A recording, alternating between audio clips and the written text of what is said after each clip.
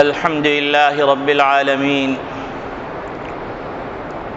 والصلاة والسلام على أشرف الأنبياء والمرسلين وخاتم النبيين محمد وعلى آله وصحبه ومن تبعهم بإحسان ودعا بدعوتهم إلى يوم الدين. أما بعد، فأعوذ بالله من الشيطان الرجيم. بسم الله الرحمن الرحيم. قال الله تبارك وتعالى: فالذين آمنوا به وعزروه ونصروه واتبعوا النور الذي أنزل به أولئك هم المفلحون. وقال النبي صلى الله عليه وسلم: لا يؤمن أحدكم حتى أكون أحب إليه من والده وولده والناس أجمعين. وقال النبي صلى الله عليه وسلم: لن يؤمن أحدكم حتى يكون الله ورسوله أحب إليه مما سواهما، أو كما قال عليه الصلاة والسلام. میرے محترم بزرگوں، عزیز دوستوں، دینی اسلامی بھائیوں، اللہ رب العالمین کا ارشاد گرامی ہے کہ جو لوگ محمد عربی صلی اللہ علیہ وسلم پر ایمان لے کے آتے ہیں، ان کی حمایت کرتے ہیں اور ان کی مدد کرتے ہیں، اور اس نور پر ایمان لے کے آتے ہیں، اس نور کی اتباع کرتے ہیں جو نبی کریم صلی اللہ علیہ وسلم کے ساتھ بھیجا گیا، وہی لوگ حقیقت میں کامیاب ہونے والے ہیں. نبی اکرم صلی اللہ علیہ وسلم نے ارشاد فرمایا کہ تم میں سے کوئی شخص اس وقت تک کامل مومن نہیں ہو سکتا جب تک کہ میں یعنی محمد عربی صلی اللہ علیہ وسلم اس کے نزدیک، اس کے بچوں سے، اس کے والدین سے اور تمام لوگوں سے زیادہ محبوب نہ ہو جائیں. دوسری روایت میں نبی کریم صلی اللہ علیہ وسلم نے ارشاد فرمایا کہ تم میں سے کوئی ہرگز ایمان والا نہیں ہو سکتا جب تک کہ اللہ اور اس کے رسول اس کے نزدیک تمام چیزوں سے زیادہ محبوب نہ ہو جائیں.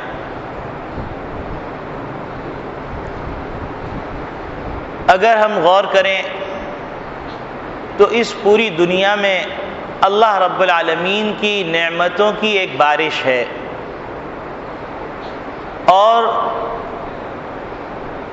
جس طرح پانی کے اور بارش کے قطرات ہوتے ہیں، اور بارش کے قطرات کو ساری کائنات کے لوگ، سارے جہاں کے لوگ، انسان مل کر گننا چاہیں تو گن نہیں سکتے، اسی طرح اللہ رب العالمین کی نعمتیں ہیں کہ ان نعمتوں کی اتنی کثرت ہے، اور اتنی کثرت سے وہ نعمتیں انسانوں پر اور اس کائنات پر برس رہی ہیں کہ اگر ان کو شمار کرنا چاہے تو شمار کرنا ممکن نہیں ہے.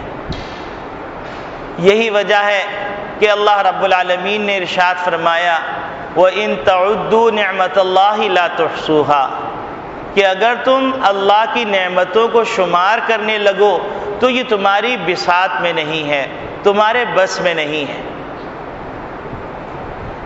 ان بے شمار نعمتوں میں سے غور کرنے سے جو بات سمجھ میں آتی ہے وہ یہ کہ نعمتیں دو طرح کی ہیں. ایک نعمت ظاہری ہے اور دوسری نعمت باطنی ہے. پھر ان دونوں نعمتوں کے اندر کروڑ نعمتیں ہیں جن نعمتوں کا شمار نہیں کیا جا سکتا. وہ نعمتیں جو انسان کے جسم کو لگتی ہیں، جس سے انسان ان کو دیکھ کر لطف اندوز ہوتا ہے، ان کو محسوس کرتا ہے، وہ ظاہری نعمتیں ہیں. اور وہ نعمتیں جس کو انسان کا جسم محسوس نہیں کرتا، جو انسان کے جسم سے نہیں لگتی، لیکن انسان کا قلب ان کو محسوس کرتا ہے، انسان کی آنکھ دیکھ نہیں سکتی، وہ نعمت باطنی ہے. اب آپ دیکھیے کہ سورج یہ اللہ کی نعمتوں میں سے ایک نعمت ہے، اور پھر جب ہم اس سورج پہ غور کرتے ہیں تو اس سورج کے اندر خود کئی نعمتیں ہیں۔ سورج کے ذریعے سے روشنی کا ہونا یہ ایک نعمت ہے کہ اگر روشنی نہ ہو تو انسان کام نہ کر سکے۔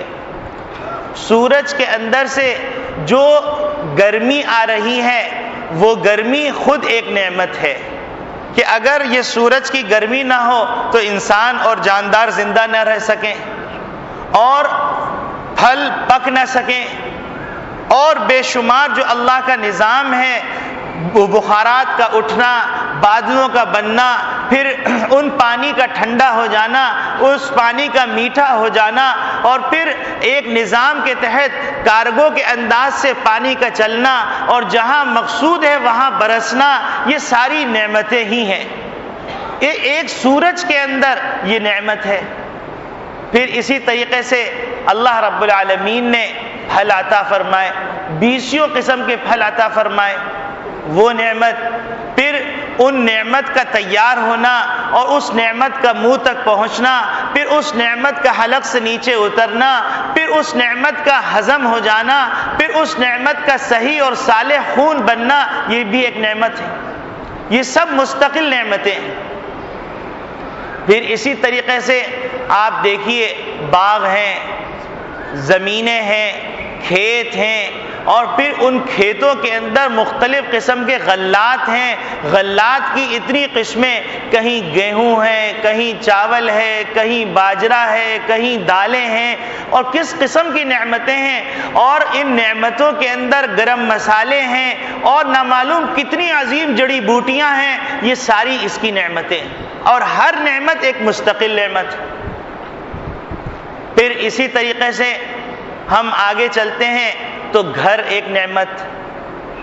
پھر اللہ رب العالمین بے شمار نعمتوں سے مالا مال کرتے ہیں۔ اللہ رب العالمین نے انسانوں کو سکھایا کہ اس گھر کے اندر تم فلاں چیز کو فلاں چیز کے ساتھ ملا کے پکاؤ تو یہ چیز تیار ہو جائے گی، اللہ نے دماغ میں ڈالا۔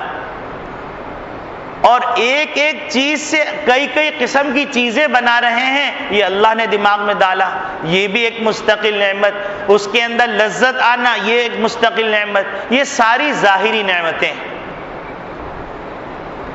اسی طریقے سے باطنی نعمتیں ہیں۔ باطنی نعمت میں محبت خداوندی ہے، اللہ کی محبت، جس کو آنکھ دیکھتی نہیں، جس کو کان سنتا نہیں، جس کو جسم محسوس نہیں کرتا، لیکن دل کے اندر وہ محبت موجود ہے۔ اسی طریقے سے اللہ کی معرفت، اسی طریقے سے رسول اکرم صلی اللہ علیہ وسلم کی محبت، اسی طریقے سے ایمان۔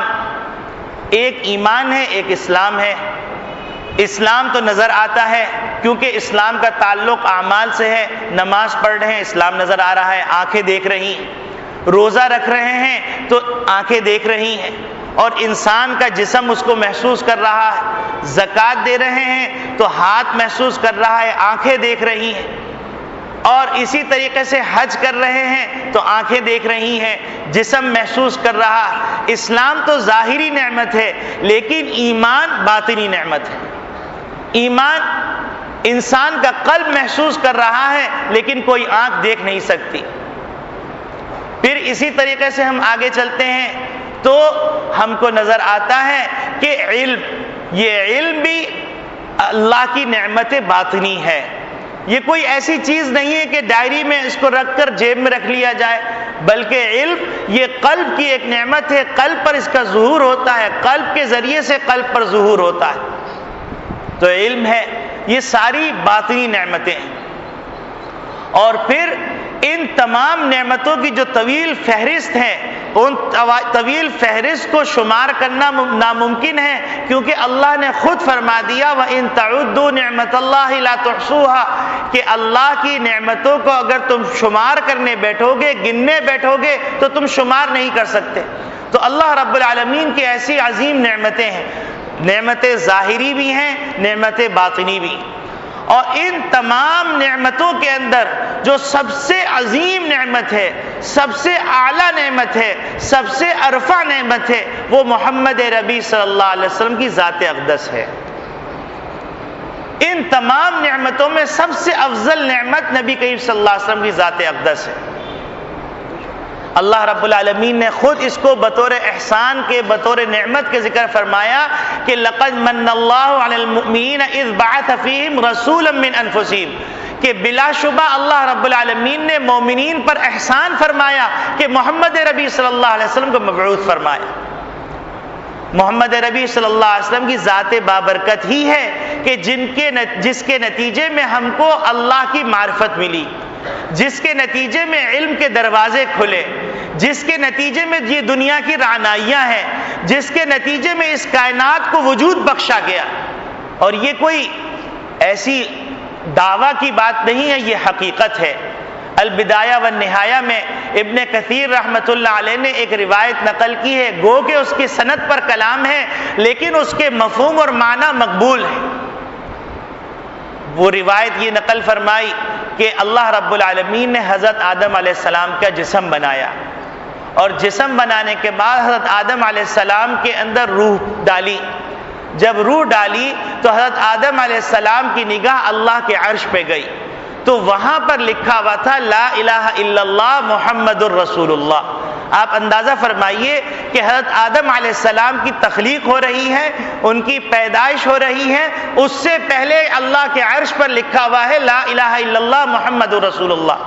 حضرت آدم علیہ السلام کی جب نگاہ وہاں گئی تو حضرت آدم علیہ السلام نے اللہ رب العالمین سے دریافت فرمایا کہ اے اللہ، یہ محمد الرسول اللہ کون ہے؟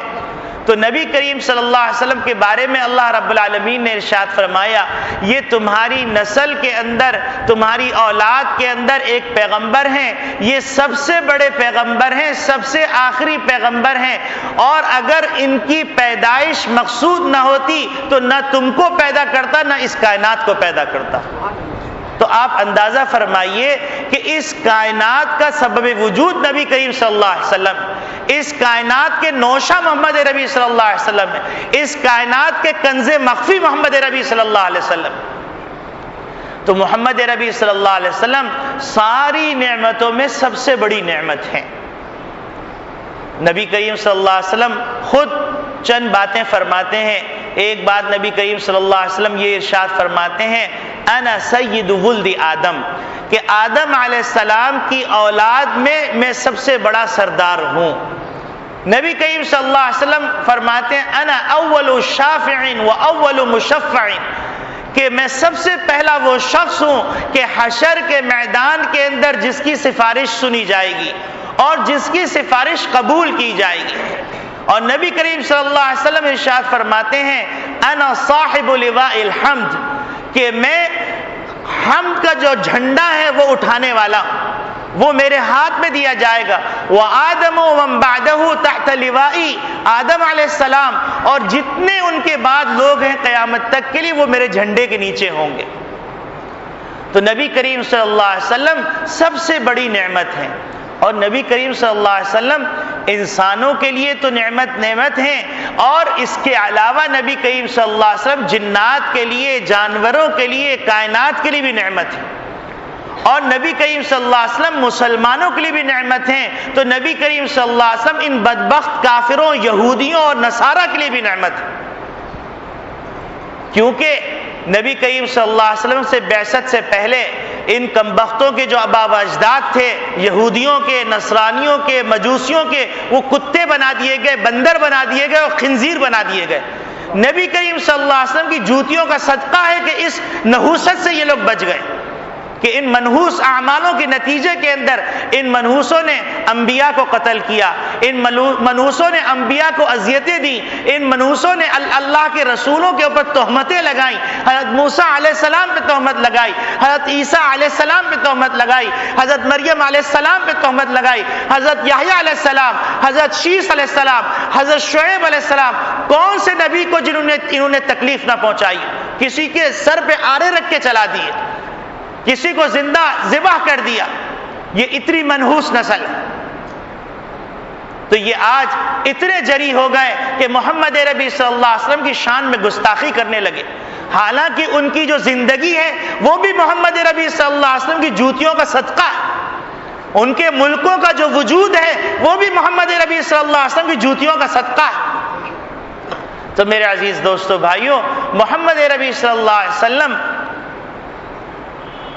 بہت بڑی نعمت ہے، عظیم نعمت ہے، معمولی نعمت نہیں ہے۔ ساری نعمتیں، چاہے ظاہری نعمتیں ہوں یا باطنی نعمتیں ہوں، ان تمام نعمتوں میں سب سے افضل نعمت، سب سے اعلیٰ نعمت، سب سے عرفہ نعمت محمد ربی صلی اللہ علیہ وسلم کی نعمت ہے۔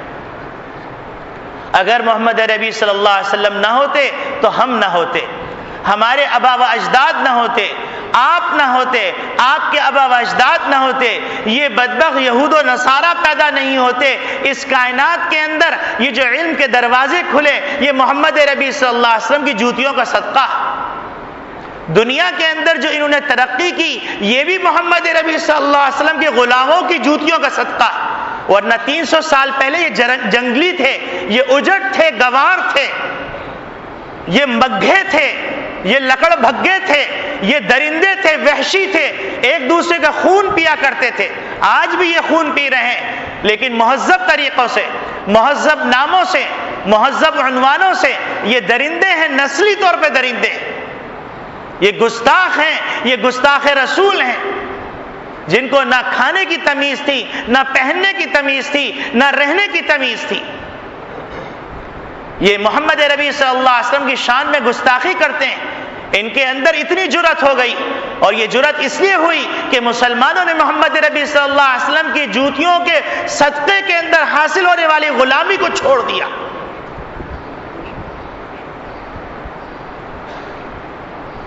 اور محمد ربی صلی اللہ علیہ وسلم رحمت للعالمین ہیں، محمد ربی صلی اللہ علیہ وسلم صاحب لواء الحمد ہیں۔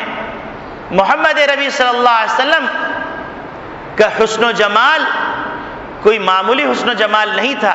نبی کریم صلی اللہ علیہ وسلم کے کمالات کوئی معمولی کمالات نہیں تھے۔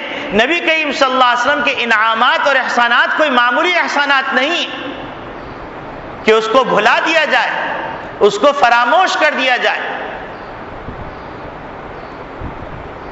تو میرے عزیز دوستو بھائیو، اتنے عظیم پیغمبر، خاتم النبیین، سید الاولین والآخرین، کہ جن کے صدقے میں اس کائنات کے اندر انسان آیا، اور انسان کی پیدائش سے لے کے قبر تک اور قبر سے لے کے حشر تک محمد ربی صلی اللہ علیہ وسلم کا صدقہ ہی بٹ رہا ہے۔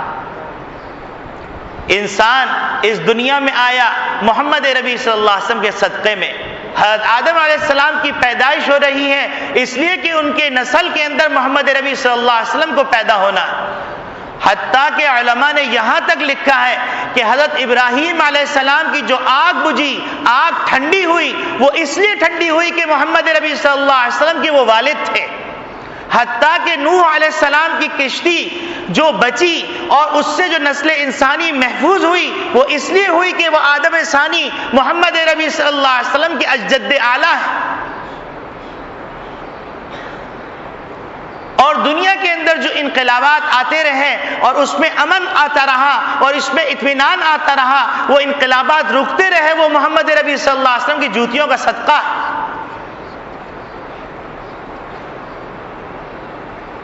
اور پھر اس دنیا کے اندر محمد ربی صلی اللہ علیہ وسلم نے جینا سکھایا، محمد ربی صلی اللہ علیہ وسلم نے انصاف کا تعارف کروایا، نبی کریم صلی اللہ علیہ وسلم نے اخوت سکھلائی، نبی کریم صلی اللہ علیہ وسلم نے مساوات کی تعلیم دی، نبی کریم صلی اللہ علیہ وسلم نے انسانیت کو وہ بلند مقام عطا کیا کہ جس کے نتیجے میں انسانیت کا رابطہ عرش سے ہو گیا۔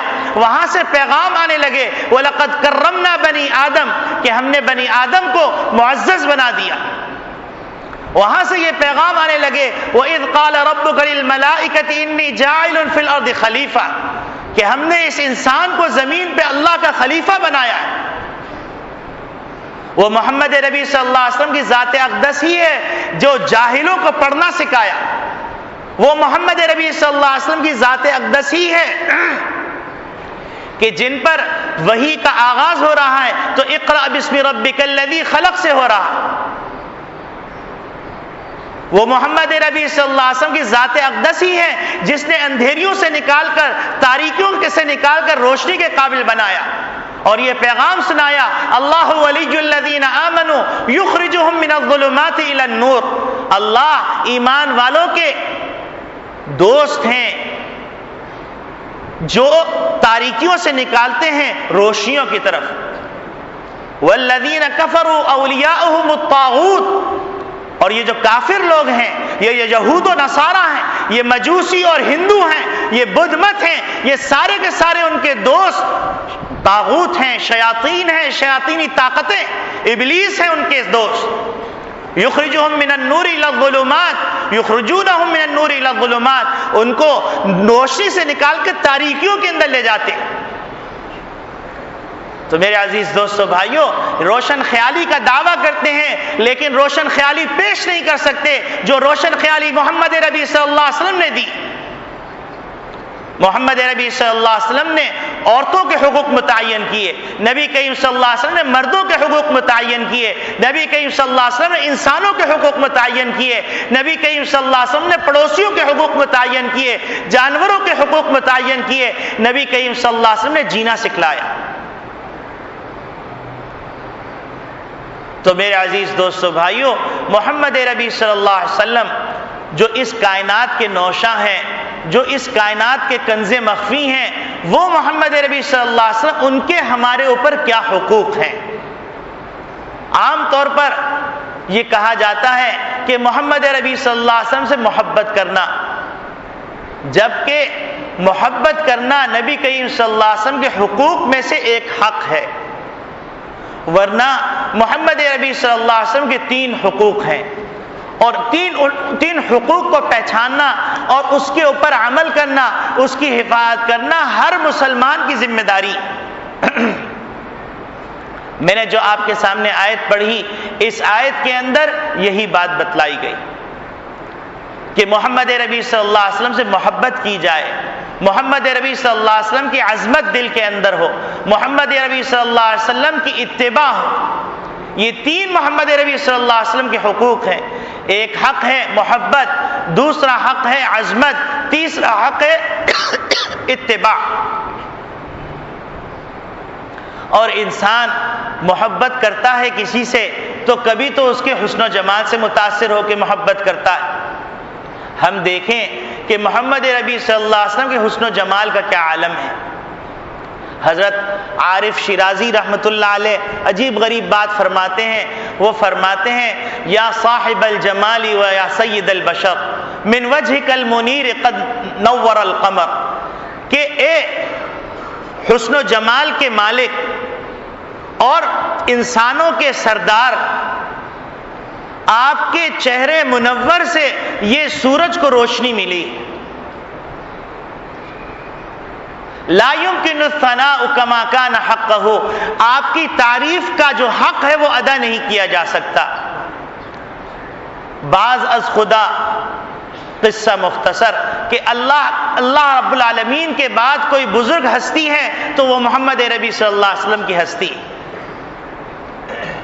اور پھر حضرت عائشہ صدیقہ رضی اللہ تعالی عنہ ارشاد فرماتی ہیں لواحی زلیخا لو رأین جبینہ لآثرن بقطع القلوب علی الید، کہ محمد ربی صلی اللہ علیہ وسلم کے حسن جمال کے بارے کے اندر فرماتی ہیں کہ زلیخا کو ملامت کرنے والی عورتوں نے جب یوسف علیہ السلام کے سلسلے میں ملامت کی اور یوسف علیہ السلام کو جب سامنے لایا گیا تو ملامت کرنے والی عورتوں نے اپنی انگلیاں کاٹ لی۔ اگر وہ ملامت کرنے والی عورتیں میرے محبوب صلی اللہ علیہ وسلم کے جبین اطہر کو دیکھ لیتی تو اپنے کلیجے کو ترجیح دیتی انگلیوں پر کہ کلیجہ کاٹ ڈالتی، ان کے حسن و جمال کو دیکھ کر۔ محمد ربی صلی اللہ علیہ وسلم کے حسن و جمال کا یہ عالم تھا۔ حضرت عائشہ صدیقہ رضی اللہ تعالی عنہ ایک موقع پہ فرماتی ہیں کہ ایک دفعہ میری سوئی گر گئی، رات کا وقت تھا، سوئی نظر نہیں آ رہی تھی، نبی کریم صلی اللہ علیہ وسلم گھر میں تشریف لائے تو آپ کے چہرے انور سے ایسی روشنی پھوٹ رہی تھی کہ سوئی مجھے نظر آ گئی۔ تو نبی اکرم صلی اللہ علیہ وسلم کوئی معمولی ہستی نہیں ہے، حسن و جمال کے اندر بھی اعلیٰ مقام پر ہے۔ حضرت انس رضی اللہ تعالی عنہ فرماتے ہیں ما مسست بیدی حریرا ولا دیباجا ولا شیئا الین من کف رسول اللہ صلی اللہ علیہ وسلم، میں نے کسی ریشم کو ہاتھ نہیں لگایا کہ جو نبی کریم صلی اللہ علیہ وسلم کے دستے مبارک سے، ہتھیلی مبارک سے زیادہ نرم ہو۔ اور فرماتے ہیں ولا شممت رائحۃ اطیب من ریح رسول اللہ صلی اللہ علیہ وسلم، اور میں نے کوئی خوشبو ایسی نہیں سونگھی جو محمد نبی صلی اللہ علیہ وسلم کی خوشبو سے زیادہ اچھی ہو۔ نبی اکرم صلی اللہ علیہ وسلم جہاں سے گزر جاتے، صحابہ اکرام رضوان اللہ اجمعین کو پتہ چل جاتا کہ یہاں سے نبی کریم صلی اللہ علیہ وسلم گزرے ہیں، کیونکہ محمد نبی صلی اللہ علیہ وسلم جہاں سے گزرتے وہ علاقہ پورا معطر ہو جاتا۔ محمد نبی صلی اللہ علیہ وسلم ایک دفعہ تشریف فرما تھے اور کچھ اور لوگ بھی موجود تھے، 14ویں رات کا چاند کھلا ہوا تھا۔ نبی کریم صلی اللہ علیہ وسلم کے بارے میں فرماتے ہیں ایک صحابی کہ میں نے نبی کریم صلی اللہ علیہ وسلم کو دیکھا اور پھر میں نے محمد نبی صلی اللہ علیہ وسلم کے مقابلے میں چاند کو دیکھا، پھر نبی کریم صلی اللہ علیہ وسلم کو دیکھا تو نبی کریم صلی اللہ علیہ وسلم قسم خدا کی 14ویں رات کے چاند سے زیادہ حسین معلوم ہو رہے تھے۔ تو محمد نبی صلی اللہ علیہ وسلم وہ ہستی ہیں۔ تو میرے عزیز دوستو بھائیوں، نبی کریم صلی اللہ علیہ وسلم سے محبت اگر حسن و جمال کے بنیاد پہ کی جائے تو محمد نبی صلی اللہ علیہ وسلم کی محبت اس لائق ہے کہ محمد نبی صلی اللہ علیہ وسلم کی خاطر جان نچھاور کر دی جائے، آپ صلی اللہ علیہ وسلم کی ناموس کے خاطر جان نچھاور کر دی جائے۔ اور یہ کام صحابہ اکرام رضوان اللہ اجمعین نے اور نبی کریم صلی اللہ علیہ وسلم سچی محبت کرنے والوں نے کر دکھایا۔ ایک موقع پر نبی کریم صلی اللہ علیہ وسلم غزوہ احد میں شریک تھے اور غزوہ احد کے اندر یہ اطلاع مشہور ہو گئی، کیونکہ مصعب ابن عمیر رضی اللہ تعالیٰ عنہ بہت زیادہ نبی کریم صلی اللہ علیہ وسلم سے مشابہ تھے، وہ شہید کر دیے گئے۔ تو یہ بات مشہور ہو گئی کہ نعوذ باللہ من ذالک محمد نبی صلی اللہ علیہ وسلم کو شہید کر دیا گیا۔ تو ایک صحابیاں اپنے گھر سے نکلتی ہیں اور اپنے گھر سے نکلنے کے بعد وہ راستے میں لوگوں سے دریافت کرتی ہیں کہ محمد نبی صلی اللہ علیہ وسلم کی کیسی حالت ہے۔ ان کو بتلایا جاتا ہے کہ ان کے والد شہید کر دیے گئے۔ تو وہ یہی فرماتی ہیں کہ مجھے بتلاؤ کہ محمد نبی صلی اللہ علیہ وسلم کیسے ہیں۔ آگے جاتی ہیں، ان کو اطلاع دی جاتی ہے کہ محمد نبی صلی اللہ علیہ وسلم کہ اس غزوے میں آپ کے بیٹے شریک تھے، وہ شہید کر دیے گئے۔ وہ فرماتی ہیں مجھے یہ بتلاؤ کہ محمد نبی صلی اللہ علیہ وسلم کیسے، اور آگے جاتی ہیں، ان کو اطلاع دی جاتی ہے ان کے شوہر شہید کر دیے گئے۔ وہ فرماتی ہیں کہ مجھے بتلاؤ میرے محبوب صلی اللہ علیہ وسلم کیسے، حتیٰ کہ نبی کریم صلی اللہ علیہ وسلم کا دیدار ہو جاتا ہے تو وہ تاریخی جملہ فرماتی ہیں کل مصیبت بعدک جلل یا رسول اللہ، اے اللہ کے رسول آپ کے دیدار کے بعد ہر مصیبت ہے۔ اسی طریقے سے ایک موقع پر نبی کریم صلی اللہ علیہ وسلم نے غزوے کا اعلان فرمایا اور اعلان کرنے کے بعد ہر آدمی اپنے بساط بھر اس میں شرکت کر رہا ہے۔ کوئی اپنے بھائیوں کو بھیج رہا ہے، کوئی اپنے بیٹوں کو بھیج رہا ہے، کوئی اپنے شوہر کو بھیج رہا ہے، کوئی مال سے مدد کر رہا ہے۔ ایک صحابیہ بیٹھی زار و قطار رو رہی اور روتے روتے ان سے برداشت نہیں ہوا، اپنا چھوٹا سا نومولود بچہ تھا، اپنے لخت جگر کو اپنے سینے سے لگا کر وہ جاتی ہیں اور نبی کریم صلی اللہ علیہ وسلم کی گود میں اپنا بیٹا ڈال دیتی ہیں اور فرماتی ہیں اے اللہ کے رسول میرے بھائی میرے شوہر سب شہید ہو چکے ہیں، میرے پاس کچھ نہیں ہے کہ میں اس جہاد کے اندر شرکت کر سکوں، یہ میرا لخت جگر ہے، اس کو قبول فرما لیجیے اے اللہ کے رسول، کسی مجاہد کو دے دیجیے گا، یہ میرا بچہ ڈھال کے کام میں آ جائے۔ تو یہ صحابہ اور صحابیات کی محبتیں تھیں۔ محمد نبی صلی اللہ علیہ وسلم کے بارے میں جب اطلاع ملی کہ آپ صلی اللہ علیہ وسلم دنیا سے تشریف لے گئے ہیں تو اس اطلاع ملنے پر ایک صحابی نے اپنی آنکھ پر ہاتھ رکھ لیے اور اللہ سے کہا اے اللہ محمد نبی صلی اللہ علیہ وسلم کے دیدار کے بعد اب میں کسی کو دیکھنا نہیں چاہتا، میری بینائی کو لے لیجئے۔ جب ہاتھ ہٹایا تو وہ نابینا ہو گئے، ان سے محمد نبی صلی اللہ علیہ وسلم کا فراق برداشت نہ ہو سکا۔ اسی طریقے سے ایک اور صحابی کو اطلاع ملی کہ محمد عربی صلی اللہ علیہ وسلم کے دندان مبارک شہید ہو گئے، انہوں نے اپنے دونوں دانت توڑ دیے کہ محمد عربی صلی اللہ علیہ وسلم کے مشابہ میری شکل ہو جائے۔ محمد عربی صلی اللہ علیہ وسلم کی محبت کا یہ عالم تھا۔ تو محمد عربی صلی اللہ علیہ وسلم کے حقوق میں جو ایک حق ہے، وہ حق ہے محمد عربی صلی اللہ علیہ وسلم سے محبت کی جائے۔ اور یہی بات نبی کریم صلی اللہ علیہ وسلم فرما رہے ہیں، لا یؤمن احدکم حتی اکون احب الیہ من ولدہ ووالدہ والناس اجمعین، کہ کوئی شخص مومن نہیں ہو سکتا جب تک کہ میں اس کے نزدیک اس کے بچوں سے، اس کے والدین سے اور تمام لوگوں سے زیادہ محبوب نہ ہو جاؤں۔ یہی بات نبی کریم صلی اللہ علیہ وسلم نے ارشاد فرمائی، لن یؤمن احدکم حتی یکون اللہ ورسولہ احب الیہ مما سواہما، کہ کوئی شخص ہرگز مومن نہیں ہو سکتا جب تک کہ اللہ اور اس کا رسول اس کے نزدیک تمام لوگ، تمام کائنات ان دونوں کے نزدیک اللہ اور اس کے رسول سے زیادہ، اللہ اور اس کے رسول تمام کائنات سے زیادہ محبوب نہ ہو جائیں۔ اور ہم نے یہ منظر اپنے قریب کے زمانے میں اور دور کے زمانے میں اکابرین میں دیکھا۔ حضرت سید احمد رفاعی رحمۃ اللہ علیہ ایک بہت بڑے بزرگ گزرے ہیں، اور چونکہ سادات میں سے تھے، نبی کریم صلی اللہ علیہ وسلم کے روضے اقدس پہ حاضر ہوئے، اور حاضر ہونے کے بعد فرمایا، السلام علیک یا جدی، اے دادا جان آپ کی خدمت میں سلام پیش کرتا ہوں۔ تو وہاں سے جواب آیا، وعلیک السلام یا ولدی، اے میرے بیٹے تم کو سلامتی ہو۔ جب انہوں نے یہ الفاظ سنے، وجد کے عالم میں آ گئے اور بے خودی کے عالم میں آ گئے، اور فرمائے لگے، ایک چند اشعار فرمائے اور فرمایا، فی حالت البعد روحی کنت ارسلها، فی حالت البعد روحی کنت ارسلها، جب میں آپ سے دور ہوا کرتا تھا میں اپنی روح کو بھیجا کرتا تھا آپ کی خدمت میں، تقبل الارض عنی، کہ آپ کی زمین کو وہ بوسہ دیا کرتی تھی، وہی نائبتی، میری نیابت کی طرف میرے نیابت میں، اور وہادی دولت الاجسام قد حضرت، اب میرے جسم کی باری ہے، فامدد یمینی کی تحضر شفتی، خدا کے واسطے اپنے دست مبارک کو بڑھائیے تاکہ میں اس کو بوسہ دے دوں۔ تو لوگوں نے دیکھا حضرت رفاعی کے یہ اشعار پڑھنے تھے کہ روز اقدس سے ہاتھ نکلا، کہنے والے کہتے ہیں ایسا دست مبارک تھا کہ نبی کریم صلی اللہ علیہ وسلم کے دست مبارک کے سامنے روبرو سورج کی روشنی بھی مان پڑ رہی تھی، وہ بے خودی کے عالم میں گئے، دست مبارک کو بوسہ دیا اور وہی بے ہوش ہو کے گر گئے۔ تو محبت کا یہ عالم تھا۔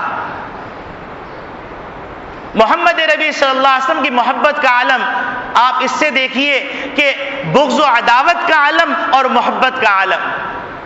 محمد عربی صلی اللہ علیہ وسلم سے بغض یہود و نصارہ کو اول وقت سے ہے، اور خیبر جب تک فتح نہیں ہوا تھا اس وقت تک تمام جنگیں ہوتی رہیں، ان تمام جنگوں کا محرک یہود تھا۔ اور پھر دنیا کے اندر جتنے فسادات ہیں ان فسادات کا محرک یہودی ہے، ملکوں کے اندر جو بدامنی ہے اس بدامنی کا سبب یہ یہودی ہے۔ تو ان یہودیوں نے محمد عربی صلی اللہ علیہ وسلم کی بے ادبی کا فیصلہ کیا، اور بے ادبی کا فیصلہ کرنے کے بعد دو افراد زاہد کے روپ میں آ گئے اور جنت البقیع کے پاس انہوں نے کوٹری بنا لی اور وہاں پر رہنے لگے۔ کہ ایک موقع پر حضرت نور الدین زنگی رحمۃ اللہ علیہ، یہ نور الدین زنگی وہی ہیں جو انہیں سلطان صلاح الدین ایوبی کی تربیت کی، اور سلطان صلاح الدین ایوبی وہی ہیں جو انہیں بیت المقدس کو فتح کیا۔ تو نور الدین زنگی رحمۃ اللہ علیہ کے خواب میں نبی کریم صلی اللہ علیہ وسلم کی زیارت ہوئی، اور نور الدین زنگی رحمۃ اللہ علیہ سے حضرت نبی کریم صلی اللہ علیہ وسلم نے فرمایا کہ میں ان دو شخصوں سے بڑا پریشان ہوں اور ان سے مجھے بچاؤ۔ نور الدین زنگی رحمۃ اللہ علیہ ایک دم پریشان ہو گئے، اپنے وزراء سے مشورہ کیا۔ آج بدقسمتی سے ہمارے ملک کے اندر اور پورے اسلامی ممالک کے اندر کوئی نور الدین زنگی نہیں ہے، کوئی سلطان صلاح الدین ایوبی نہیں ہے کہ جو ایسے کمبختوں کی زبان کھینچ لے، ایسے کمبختوں کے ہاتھ توڑ ڈالے، ایسے کمبختوں کی آنکھیں پھوڑ ڈالے۔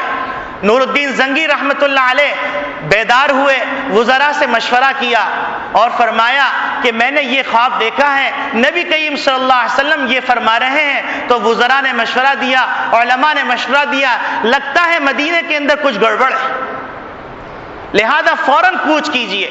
نور الدین زنگی رحمت اللہ علیہ لشکر لے کر روانہ ہوئے، اور روانہ ہونے کے بعد نور الدین زنگی رحمت اللہ علیہ وہاں پہنچے، اور پہنچنے کے بعد فرمایا کہ تمام اہل مدینہ کی میں دعوت کرنا چاہتا ہوں۔ پہلے زمانے میں دروازہ ہوا کرتا تھا بستی سے نکلنے کے لیے، نور الدین زنگی رحمت اللہ علیہ دروازے پہ خود کھڑے ہو گئے اور مدینے کے سارے لوگ آتے رہے، نور الدین زنگی رحمت اللہ علیہ دیکھتے رہے، لوگ آتے رہے، نور الدین زنگی رحمت اللہ علیہ دیکھتے رہے، آخر میں لوگوں کا آنا کیا سلسلہ منقطع ہو گیا۔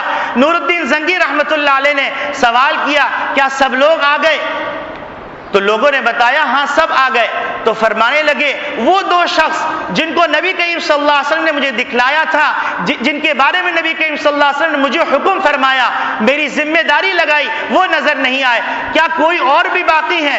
تو لوگوں نے بتلایا کہ ہاں دو زاہد شخص ہیں، وہ رات بھر دن بھر عبادت میں مشغول رہتے ہیں اور وہ کسی کی دعوت میں شریک نہیں ہوتے، میں ان سے وہ نہیں آئے۔ تو انہوں نے کہا میں ان سے بھی ملنا چاہتا ہوں۔ ان دو افرادوں کو لایا گیا تو نور الدین زنگی رحمت اللہ علیہ نے دیکھا یہ وہی نیلی آنکھوں والے شخص تھے۔ تو نور الدین زنگی رحمت اللہ علیہ نے ان کو پکڑ لیا، ان سے دریافت کیا کہ بتلاؤ کہ تم کیا کرتے ہو؟ تو انہوں نے انکار کیا۔ جب انہوں نے ایک وجاہت تھی، ایمان کا ایک دبدبا تھا، روب تھا، انہوں نے جب زور سے سوال کیا، روب سے سوال کیا، تو انہیں بتلایا کہ اصل میں ہم ایک مشن پہ آئے تھے، اور وہ مشن یہ ہے کہ نبی کریم صلی اللہ علیہ وسلم کے جسد اطہر کو نکال کر اس کی بے حرمتی کرنا تھا۔ ہم روزانہ جنت البقیع کے اندر اپنی کوٹری کے اندر بیٹھ کر رات کے اندر کھدائی کرتے ہیں، اور کھدائی کرنے کے بعد اس مٹی کو بقیع کے اندر ڈال دیتے ہیں، اور اب ہم محمد نبی صلی اللہ علیہ وسلم کے پاؤں تک پہنچ چکے، قدمین مبارک تک پہنچ چکے۔ نور الدین زنگی رحمت اللہ علیہ وہاں تشریف لے گئے، مسلح ہٹایا تو وہ سرنگ بھی نظر آ گئی، انہیں اسی سرنگ کے اندر ان دونوں کے سر قلم کیے اور اندر تشریف لے گئے۔ نبی کریم صلی اللہ علیہ وسلم کے قدمین مبارک کو دیکھا، اور نبی کریم صلی اللہ علیہ وسلم کے قدمین مبارک کو بوسہ دیا، اور پھر فرمایا کہ اس روزے اطہر کے چاروں طرف خندق کھود دی جائے اور اس میں سیسا پلا دیا جائے تاکہ آئندہ کوئی گستاخ رسول ہمت نہ کر سکے۔ تو اے مومنوں، اے مسلمانوں، حضرت عائشہ صدیقہ رضی اللہ تعالی عنہا محمد نبی صلی اللہ علیہ وسلم کے کیوان کو کھٹکھٹا کے کہہ رہی ہے کوئی آپ کی امتیوں میں کوئی نوجوان ایسا ہے جو ایسے گستاخ کا سر قلم کر دے؟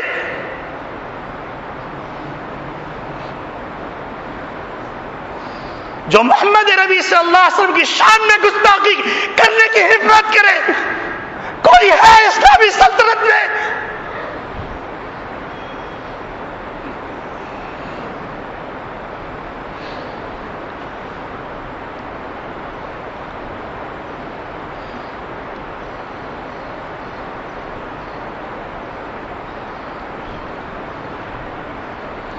محمد نبی صلی اللہ علیہ وسلم کی شان میں گستاخی یہ ان کے خبث باطن کا نتیجہ ہے، اور ہماری ذمہ داری کہ ہم نبی کریم صلی اللہ علیہ وسلم کے جو 3 حقوق ہیں ان حقوق کو پہچان کر نہ ہم محمد نبی صلی اللہ علیہ وسلم سے سچی محبت کریں،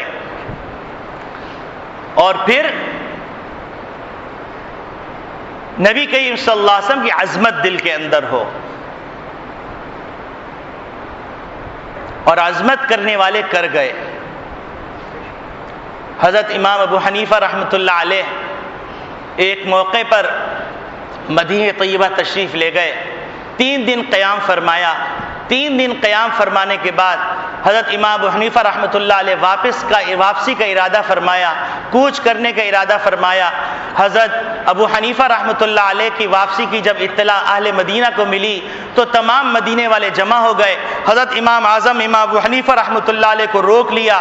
حضرت امام ابو حنیفہ رحمۃ اللہ علیہ مزید کچھ دن رکے اور پھر جانے کا ارادہ کیا، پھر روک لیا، پھر جانے کا ارادہ کیا، پھر روک لیا، حتیٰ کہ 11 دن گزر گئے۔ تو حضرت امام ابو حنیفہ رحمۃ اللہ علیہ نے فرمایا اب رکنا میرے بس میں نہیں۔ تو لوگوں نے دریافت کیا کہ آخر کیا ماجرا ہے، تو حضرت امام ابو حنیفہ رحمۃ اللہ علیہ نے فرمایا کہ جب میں مدینے میں آیا تو میں نے نبی کریم صلی اللہ علیہ وسلم کے شہر میں یہ بات گوارا نہیں کی کہ میں قضاء حاجت کروں، تو میں 11 دن سے قضاء حاجت نہیں کیا ہوا ہوں، اب مجھ سے برداشت نہیں ہوتا، اس عظمت کے خاطر میں وہاں فراغت نہیں کر رہا ہوں، لہذا اب مجھے جانے دو۔ تو محمد نبی صلی اللہ علیہ وسلم کی عظمت کرنے والے کر گئے۔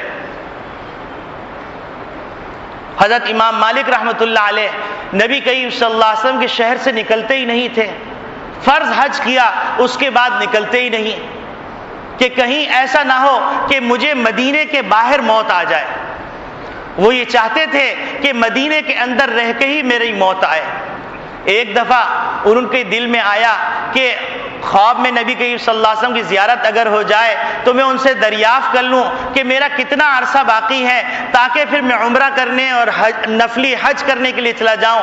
تو ایک دفعہ نبی کریم صلی اللہ علیہ وسلم کی زیارت ہوئی، زیارت ہونے کے بعد انہوں نے دریافت کیا کہ اے اللہ کے رسول میری کتنی عمر باقی ہے۔ حضرت امام مالک رحمۃ اللہ علیہ کے اس سوال پر نبی کریم صلی اللہ علیہ وسلم نے ہاتھ سے 5 انگلیوں کا اشارہ کر دیا۔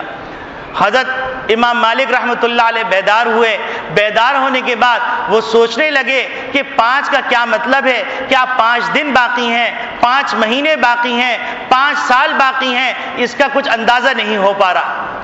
تو پھر انہوں نے ابن سیرین رحمۃ اللہ علیہ سے سوال کرنے کے لیے بھیجا، تو ابن سیرین رحمۃ اللہ علیہ نے فرمایا اس سے اللہ رب العالمین کی اس آیت کی طرف نبی کریم صلی اللہ علیہ وسلم نے اشارہ فرمایا ہے جس کے اندر ہے کہ 5 چیزوں کا علم سوائے اللہ کے کسی کو نہیں۔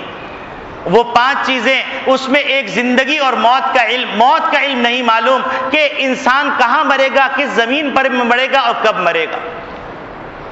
تو یہ عظمت کرنے والے لوگ تھے۔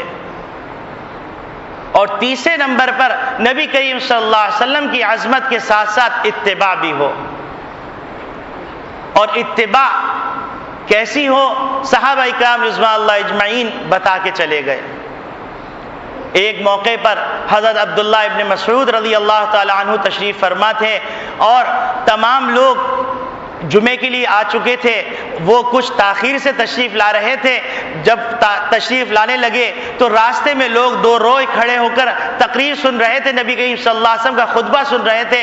نبی کریم صلی اللہ علیہ وسلم نے فرمایا کہ بیٹھ جاؤ۔ جب نبی کریم صلی اللہ علیہ وسلم نے یہ فرمایا تو عبداللہ ابن مسعود رضی اللہ تعالیٰ عنہ راستے سے آ رہے تھے، راستے میں بارش کا کچھ پانی بھی تھا، لیکن جیسے ہی آواز پڑی وہیں پر بیٹھ گئے۔ نبی کریم صلی اللہ علیہ وسلم نے خطبے سے فارغ ہونے کے بعد فرمایا کہ عبداللہ ابن مسعود ہم نے تم سے نہیں کہا تھا۔ وہ فرمانے لگے کہ نبی کریم صلی اللہ علیہ وسلم کے کلمات ابن مسعود کے کان میں پڑے، اس کی کیا مجال ہے کہ وہ ایک قدم آگے بڑھ جائے۔ تو اتباع ایسی ہو۔ اور ہم دعویٰ کرتے ہیں محمد نبی صلی اللہ علیہ وسلم کی محبت کا، لیکن نہ ہم صورت سے محبت کرنے والے نظر آتے ہیں، نہ لباس سے نظر آتے ہیں، نہ باتوں سے نظر آتے ہیں، نہ کردار سے نظر آتے ہیں۔ عبداللہ ابن مبارک رحمۃ اللہ علیہ فرماتے ہیں تعصر رسول وانت تظہر حبہ، تم رسول صلی اللہ علیہ وسلم کی نافرمانی کرتے ہو اور دعویٰ کر رہے ہو کہ اس کی محبت کرتے ہو۔ حال عمری فی الفعال بدیع، یہ تو عجیب غریب فعل ہے۔ لو کان حبک صادقا لاتبعتہ، اگر تم ان کی محبت میں سچے ہو تو ان کی اتباع کرو۔ ان المحب لمن یحب مطیع، جو جس سے محبت کرتا ہے اس کی اطاعت کرتا ہے۔ اور انسان جب کسی سے محبت کرنے لگتا ہے تو محبت کر لینے کے نتیجے کے اندر صرف یہی نہیں کہ اس سے محبت کر رہا ہوتا ہے، بلکہ اس کی وضاقتہ اپناتا ہے، اس کے انداز اپناتا ہے، اس کے چلنے کا ڈھنگ اپناتا ہے، اس کے رہنے سہنے کا ڈھنگ اپناتا ہے، اور پھر کسی ملامت کرنے والے کی ملامت کی پرواہ نہیں کرتا۔ ایک آدمی ایک انسان پہ فریفتہ ہو جاتا ہے تو وہ بے خودی کے عالم میں چلا جاتا ہے، جیسا کہ مجنوں جب لیلا پہ فریفتہ ہوا اور فریفتہ ہونے کے بعد وہ اس کے گھر کے پاس سے گزرا تو کبھی اس کی دہلیز کو بوسہ دے رہا ہے، کبھی دیواروں کو بوسہ دے رہا ہے، کبھی چوکھٹ کو بوسہ دے رہا ہے، تو لوگوں نے اس کو تانا دیا کہ اس میں کیا رکھا ہے جو تو بوسہ دے رہا ہے؟ تو اس نے یہ اشعار پڑھے، امر علی الدیار دیار لیلا اقبل ذا الجدار وذا الجدار، کہ میں لیلا کے کھنڈرات سے گزرا ہوں تو میں اس کے در و دیوار کو بوسہ دے رہا ہوں، وما حب الدیار شغفن قلبی، مجھے کوئی در و دیوار سے محبت نہیں ہے، ولیکن حب من سکن الدیار، اس گھر کے اندر جو رہ کے گئی ہے مجھے اس سے محبت ہے۔ تو میرے عزیز دوستو بھائیو، رسول اکرم صلی اللہ علیہ وسلم کی محبت کیا لیلا کی محبت سے کم ہے؟ کیا محمد نبی صلی اللہ علیہ وسلم کا مقام، اللہ کا مقام اور محمد نبی صلی اللہ علیہ وسلم کا مقام کیا لیلا کے مقام سے کم ہے؟ ارے بتلاؤ کہ وہ مجنو لیلا کی اداؤں کو اپنا رہا ہے، اس کے در و دیوار سے آپ کو پیار کر رہا ہے، اور تم محمد نبی صلی اللہ علیہ وسلم کی محبت کا دعویٰ کرتے ہو، لیکن محبت کا دعویٰ کرنے کے بعد دشمنوں کا چہرہ اپناتے ہو۔ وہ دشمن جو محمد نبی صلی اللہ علیہ وسلم کی شان میں گستاخی کرنا عالمی طور پر بنا رہے ہیں اور مناتے چلے جا رہے ہیں۔ ٹورنٹو کے اندر ایک ایسا بینڈ تیار ہوا ہے جو بینڈ باضابطہ طور پر مسخروں کے لباس پہنتا ہے، ایک آدمی ایک مسخرے کی ٹوپی پہ لکھا ہوا ہے ابو بکر، ایک مسخرے کی ٹوپی پہ لکھا ہوا ہے عمر، ایک مسخرے کی ٹوپی پہ لکھا ہوا ہے محمد، ایک مسخرے نے اپنی شرمگاہ کے اوپر کعبۃ اللہ لکھا ہوا ہے، ایک مسخرے نے اپنی شرمگاہ کے اوپر قرآن لکھا ہوا ہے، اور یہ بینڈ پورے ٹورنٹو کی روڈوں پہ چلتا ہے اور مسخرہ پن کرتا ہے۔ اور اس سے پہلے انہوں نے یہ گستاخی کی، محمد نبی صلی اللہ علیہ وسلم کا کارٹون بنایا، پھر عالمی طور پر 20 تاریخ کو انہوں نے یہ مقام بنانے کا پروگرام بنایا۔ ان کی اتنی جرأت کیوں ہوئی؟ اتنے مسلمان موجود، اتنے ملک موجود، اتنے سربراہ موجود، اتنی افواج موجود، اتنا اسلحہ موجود، ایمان نہیں ہے؟ ایمان نہیں ہے؟ کیا تم لوگوں کے اندر کوئی ایسی طاقت ہے جو ان کا بائیکاٹ کرے؟ کوئی ایسی طاقت ہے جو اس عورت کا سر قلم کر دے؟ اے اللہ اس کو تباہ کر دے، اے اللہ اس عورت کو تباہ کر دے، اے اللہ اس گستاخوں کو تباہ کر دے۔ میرے دوستو، اس سے پہلے تم دیکھو کہ جن لوگوں نے گستاخی کی، جن لوگوں نے کارٹون بنایا، وہ گھر کے اندر، بیڈ روم کے اندر، آگ کے اندر جل کے مر گیا۔ میڈیا کے اندر اس خبر کو چھپا دیا گیا، میڈیا کے اندر اس خبر کو چھپا دیا گیا۔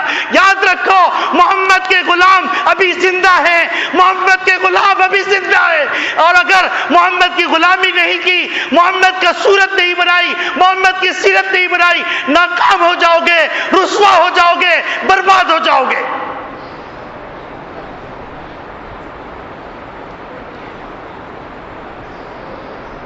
میرے عزیز دوستو بھائیو، یہ وقت ہے فیصلہ کرنے کا، یہ وقت ہے طے کرنے کا، یا تو مومن بن کے جینا ہے یا کافر بن کے جینا ہے۔ یہ نہیں ہو سکتا کہ نام مسلمان کا ہو لیکن دل کے اندر ان کے لیے ہمدردی ہو۔ یہ نہیں ہو سکتا کہ جو محمد کے گستاخ ہیں ان سے ہاتھ ملایا جائے۔ یہ نہیں ہو سکتا کہ جو محمد کے گستاخ ہیں ان سے تجارت کی جائے۔ وہ محمد کے گستاخ ہیں، وہ ہمارے ماں باپ کے گستاخ ہیں، ہمارے ماں باپ سے زیادہ کے گستاخ۔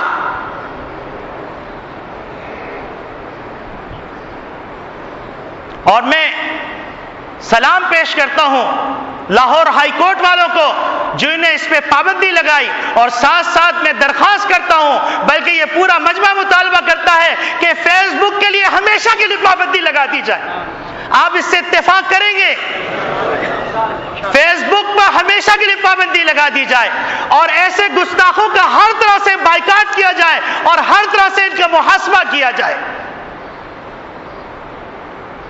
میرے عزیز دوستو بھائیو، یہ وقت ہے فیصلہ کرنے کا کہ ہم مومن بن کے جئیں گے، محمد کے غلام بن کے جئیں گے، یا باغیوں کے ساتھ رہ کے جئیں گے۔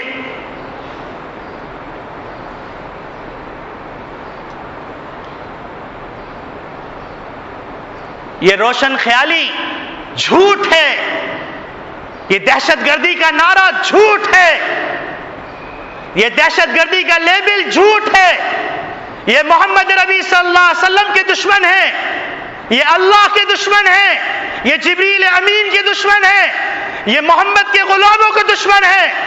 کوئی اگر بھول بھلائیوں میں پڑا ہوا ہے، خام خیالی میں پڑا ہوا ہے، تو یاد رکھے کہ اپنا انجام ابو جہل کے ساتھ کروائے گا، اپنا انجام فرعون کے ساتھ کروائے گا، اپنا انجام حامان کے ساتھ کروائے گا، اپنا انجام قارون کے ساتھ کروائے گا، اپنا انجام شداد کے ساتھ کروائے گا۔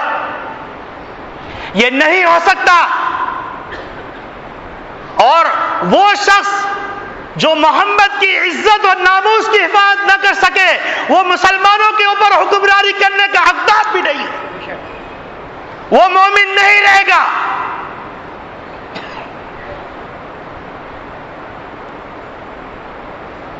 میرے عزیز دوستو بھائیوں، حضور کے 3 حقوق ہیں، ایک محبت، دوسری عظمت اور تیسری اتباع۔ اگر یہ 3 حقوق ہم ادا کر رہے ہیں تو شاید محمد کے غلاموں کی جوتیوں میں جگہ مل جائے، لیکن اگر ہم یہ 3 کام پورے نہیں کر رہے تو شاید اللہ نہ کرے عبداللہ بن ابی بن سلول کے ساتھ انجام ہوگا، جو پہلی صف میں نماز پڑھتا تھا۔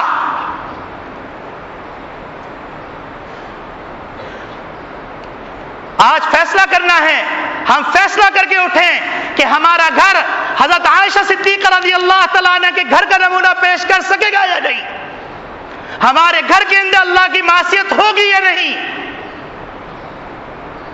ہم اپنی اولاد کی تربیت اسلام پہ کرنا چاہتے ہیں یا نہیں، ہم قرآن سیکھنا چاہتے ہیں یا نہیں، محمد نبی صلی اللہ علیہ وسلم کی صورت اور سیرت کو اپنانا چاہتے ہیں یا نہیں۔ آج یہ فیصلہ کرنا پڑے گا، یہ فیصلے کا وقت ہے۔ یاد رکھیے کہ اگر اب بھی ہم بیدار نہیں ہوئے اور اب بھی ہم خواب غفلت میں پڑے رہے، معاف نہیں کیا جائے گا، معاف نہیں کیا جائے گا۔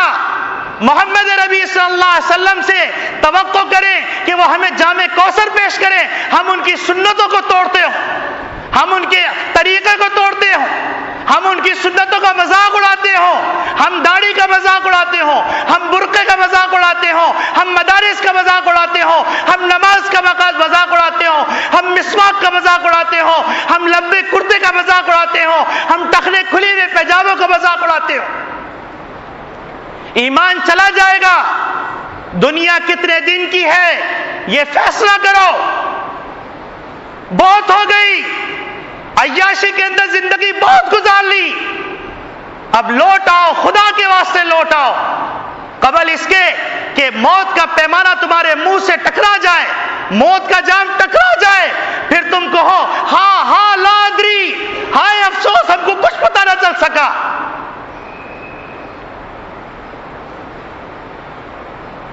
محمد نبی صلی اللہ علیہ وسلم کی شان میں گستاخی ہو رہی ہے، اور اتنی جرأت سے ہو رہی ہے کہ ہزاروں آدمی شرکت کر رہے ہیں، ہزاروں آرٹسٹ شرکت کر رہے ہیں۔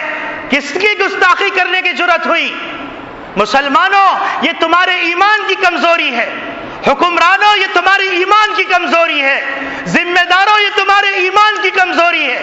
یہ مت سمجھو کہ صرف عبداللہ نام رکھ کر، صرف عبد الرحمن نام رکھ کر، صرف محمد نام رکھ کر جنت الفردوس میں پہنچ جاؤ گے۔ فیصلہ کرو، محمد کے غلام ہو یا شیطان کے غلام۔ اور جس طرح ممکن ہو ہم کو چاہیے کہ ہم ان کو نقصان پہنچائیں، جس طرح ممکن ہو، تجارت کے ذریعے سے، بائیکاٹ کرنے کے ذریعے سے، اور جس طریقے سے ممکن ہو ہم ان کو معاشی طور پہ بھی نقصان پہنچائیں، ہم ان کو ہر اعتبار سے نقصان پہنچائیں، کیونکہ محمد نبی صلی اللہ علیہ وسلم کی شان میں گستاخی کرنا معمولی جرم نہیں ہے۔ محمد نبی صلی اللہ علیہ وسلم نے فتح مکہ کے موقع پہ سب کو معاف فرما دیا۔ جب محمد نبی صلی اللہ علیہ وسلم غلاف کعبہ کے پاس پہنچے، حتیم کے پاس پہنچے، تو محمد نبی صلی اللہ علیہ وسلم سے لوگوں کو بڑی امیدیں وابستہ تھیں۔ انہوں نے سوال کیا محمد نبی صلی اللہ علیہ وسلم سے، تو محمد نبی صلی اللہ علیہ وسلم نے فرمایا کہ میں تم سے وہی بات کہوں گا جو یوسف علیہ السلام نے اپنے بھائیوں سے کہی تھی، لا تثریب علیکم اليوم، میں آج تم پر کوئی ملامت نہیں ہے، تم سب کو معاف کر دیا گیا۔ لیکن نبی کریم صلی اللہ علیہ وسلم نے 5 گستاخ رسول کو فرمایا اگر غلاف کعبہ سے چمٹے میں نظر آئیں ان کا سر قلم کر دو۔ تو میرے عزیز دوستو بھائیوں، یہ فیصلہ کرنا پڑے گا کہ ہم محمد نبی صلی اللہ علیہ وسلم کے گستاخوں کے ساتھ زندگی گزاریں گے، ان کے طریقے کو اپنائیں گے، یا محمد نبی صلی اللہ علیہ وسلم کے غلاموں کا طریقہ اپنائیں گے۔ اللہ رب العالمین کہنے والے کو بھی عمل کی توفیق عطا فرمائے، اس کے گھر والوں کو بھی عمل کی توفیق عطا فرمائے۔ اللہ رب العالمین ہم سب کو عمل کی توفیق عطا فرمائے اور ہم سب کو اسلام پہ زندہ رکھے، ایمان پہ خاتمہ فرمائے اور نبی کریم صلی اللہ علیہ وسلم کے حقوق کو پہچاننے اور ان کو ادا کرنے کی توفیق عطا فرمائے۔ وآخر دعوانا ان الحمدللہ رب العالمین۔ ایک ضروری اعلان ہے، الحمدللہ علماء اکرام اس بات کی فکر کر رہے ہیں کہ جو لوگ دینی تعلیم حاصل نہیں کر سکے، دینی احکامات سیکھ نہیں سکے، تو ان کے لیے شارٹ کورسز ڈیزائن کیے ہیں اور اس کے اندر بڑے چھوٹے سب کے لیے اہتمام کیا گیا ہے۔ تو ایک اہتمام تو ہماری اس جامعہ میں ہوا ہے 40 روزہ دینی اور اخلاقی تربیتی کورس کا، اسی طریقے سے ایک انتظام قدسی مسجد کے اندر ہوا ہے اور اسی طریقے سے دیگر مساجد کے اندر اس کا انتظام ہوا ہے، جس میں تفسیر قرآن، منتخب احادیث، اسلامی عقائد، سیرت رسول، احکام و مسائل، مسنون دعائیں، تجوید اور حمد و نعت یہ سکھائے جائیں گے۔